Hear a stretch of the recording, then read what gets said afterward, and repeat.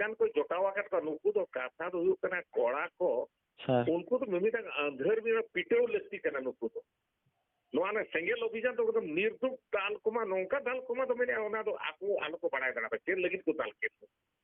और ओकोई का दाल करना है उनको दाल रफू एकदम गेजर का उन्हें तो ओकामी उतरो मैं उन्हीं को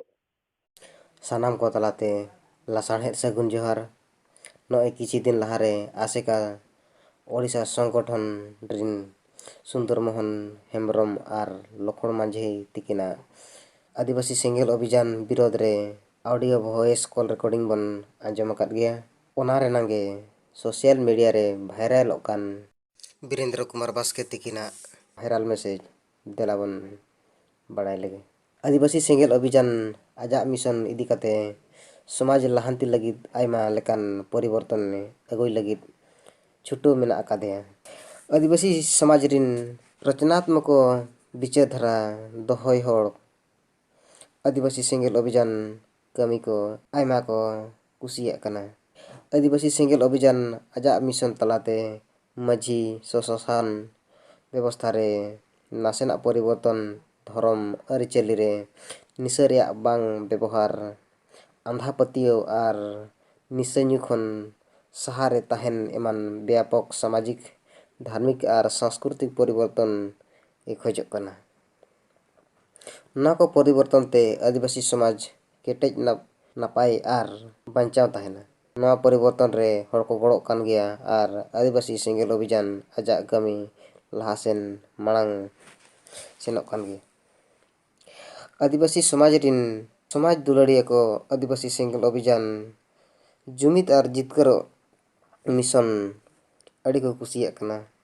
ना दो गे रस्क कथा कना मेनखान अब संताल समाज रे नौकान हड़ को मेना कोआ जहां दो समाज रे ओका परिवर्तन गे बाको कुसिया परिवर्तन रोड लेखान लाज असु बहो असु सिजे अकोआ कना आर बांखान एतका लेका मोचा बाबाद कोआ ओनाते आदिवासी सेंगेल अभियान विरोध रे आयमा लेकान कथा को रोड़े विरोधी हड़ को समाज लहांती रिन मिटांग सामान्य प्रक्रिया रिन हिस्सा कना को ओनाते उनको को को तहन गया फिल्म हीरो एक्शन कॉमेडी तहन एनांगे हिट हुआ कना आर बिलियन दमदारे तहना नोगे इतिहास रे ओलोक कना कोरोना वायरस नितों बिलियन लेकाय पासनाव कना आदो कोरोना वायरस नाकाम दो विश्व इतिहास रे ओलेन ताय विरोध कथा विषय ते मारे सेरमा रे मिद बार उदाहरण लय सदरत कना बुझो बन चेष्टाया पतियो मेना जे आपे हो ओना मारे विरोध कथा पे दिशा रोड़ गया आदो आबो संताल समाज रे पेहर सेदाय ᱧᱚᱜ रेदो एखेन कोड़ा कोगे ओल पढ़ाओ कान तहन उनको गे स्कूल कॉलेज दको सेनोक कान तहन ओना समय रेदो कुड़ी हपन स्कूल सेनो रेया चेत मतलब हो बाको दोहे तहन जुदी जहां कुड़ी कोड़ा गोटते स्कूल तना ए सेनो एमान लेनखान को मेताय कान तहन जे कोड़ा गोड़ते स्कूले सेनोक कना ची मेनखान नेतो नौकान कथा बनु गया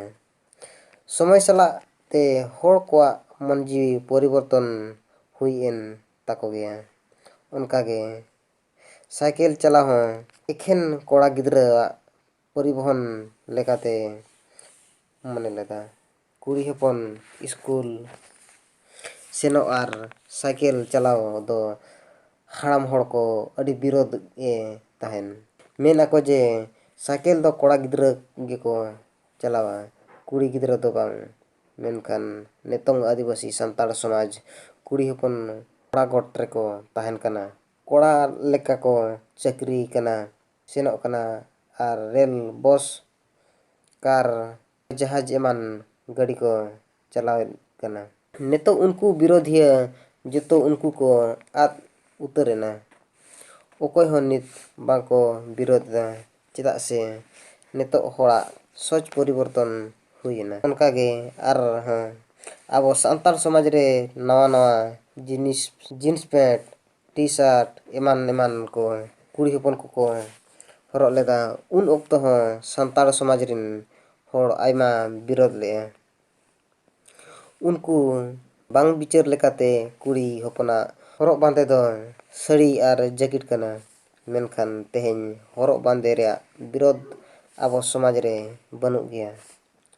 ᱟᱹᱫᱤᱵᱟᱹᱥᱤ ᱥᱮᱸᱜᱮᱞ ᱚᱵᱷᱤᱡᱟᱱ ᱠᱟᱹᱢᱤ ᱯᱚᱨᱤᱵᱚᱨᱛᱚᱱ ᱠᱚ ᱧᱮᱞᱛᱮ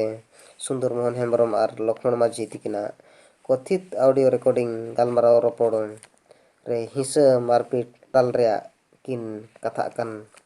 ᱱᱩᱠᱩ ᱦᱚᱲ ᱵᱤᱪᱟᱹᱨ ᱫᱷᱟᱨᱟᱛᱢᱚᱠ ᱞᱟᱹᱲᱦᱟᱹᱭ ᱵᱟᱝ ᱠᱟᱛᱮᱫ ᱦᱤᱸᱥᱟᱹᱛᱢᱚᱠ ᱞᱟᱹᱲᱦᱟᱹᱭ ᱠᱚ ᱨᱚᱯᱚᱲ ᱠᱟᱱᱟ᱾ ᱱᱚᱣᱟᱛᱮ ᱵᱟᱰᱟᱭᱚᱜ ᱠᱟᱱᱟ ᱡᱮ ᱟᱵᱚᱨᱤᱱ ᱵᱤᱨᱳᱫᱷᱤᱭᱟᱹ ᱦᱚᱲ ᱴᱷᱮᱱ ᱵᱤᱪᱟᱹᱨ ᱨᱮᱭᱟᱜ ᱞᱟᱹᱲᱦᱟᱹᱭ ᱵᱟᱹᱱᱩᱜ ᱛᱟᱠᱚᱣᱟ᱾ ᱱᱩᱠᱩ ᱦᱚᱲ ᱫᱚ ᱟᱫᱷᱟ ᱠᱷᱟᱹᱯᱟᱹᱨᱤ ᱦᱚᱲ ᱟᱨ ᱟᱵᱚ ᱥᱮᱫᱟᱭ ᱠᱷᱚᱱ ᱱᱚᱝᱠᱟ ᱜᱮ ᱩᱭᱦᱟᱹᱨ ᱠᱟᱱ ᱦᱚᱲ ᱠᱟᱱᱟ ᱠᱚ᱾ ᱥᱚᱢᱚᱭ ᱥᱟᱞᱟᱜ ᱛᱮ ᱱᱩᱠᱩ ᱫᱚᱠᱚ ᱵᱤᱨᱳᱫᱷᱤᱭᱟᱹ ᱦᱚᱲ ᱫᱚᱠᱚ ᱟᱫ ᱪᱟᱵᱟᱜ ᱜᱮᱭᱟ᱾ ᱱᱚᱣᱟ ᱥᱟᱹᱨᱤ ᱠᱟᱛᱷᱟ ᱠᱟᱱᱟ᱾ ᱠᱟᱹᱢᱤ ᱫᱤᱥᱚᱢ ᱛᱟᱞᱟᱨᱮ ᱢᱤᱫ ᱩᱯᱨᱩᱢᱮ ᱩᱫᱩᱜ ᱟᱠᱟᱫᱟ᱾ ᱵᱤᱦᱟᱨ, ᱵᱟᱝᱜᱟᱞ, ᱳᱲᱤᱥᱟ, ᱟᱥᱟᱢ, ᱡᱷᱟᱲᱠᱷᱚᱸᱰ, ᱱᱮᱯᱟᱞ, ᱵᱷᱩᱴᱟᱱ, ᱵᱟᱝᱞᱟᱫᱮᱥ ᱟᱵᱚ ᱟᱹᱫᱤᱵᱟᱹᱥᱤ ᱥᱮᱸᱜᱮᱞ ᱚᱵᱷᱤᱡᱟᱱ ᱢᱤᱥᱚᱱ ᱥᱚᱯᱷᱚᱞ ᱟᱠᱟᱱᱟ᱾ ᱞᱟᱦᱟ ᱟᱠᱟᱱ ᱟᱵᱚ ᱟᱨᱠᱚ ᱞᱟᱦᱟᱜ ᱜᱮᱭᱟ᱾ ᱫᱤᱠᱩ ᱠᱟᱛᱷᱟᱛᱮ ᱠᱩᱛᱛᱮ ᱵᱷᱩᱠᱮ ᱦᱟᱡᱟᱨᱚ ᱦᱟᱹᱛᱤ ᱪᱚᱞᱮ ᱵᱟᱡᱟᱨ ᱞᱮᱠᱟ ᱟᱵᱚᱣᱟᱜ ᱠᱟᱹᱢᱤ ᱵᱚᱱ ᱠᱟᱹᱢᱤ ᱢᱟ ᱟᱨ ᱵᱤᱨᱳᱫᱷᱤᱭᱟᱹ ᱫᱚᱠᱚ ᱟᱠᱚᱣᱟᱜ ᱥᱟᱱᱟᱢ ᱠᱚ ᱛᱚᱵᱮ ᱥᱮᱸᱜᱮᱞ ᱡᱚᱦᱟᱨ᱾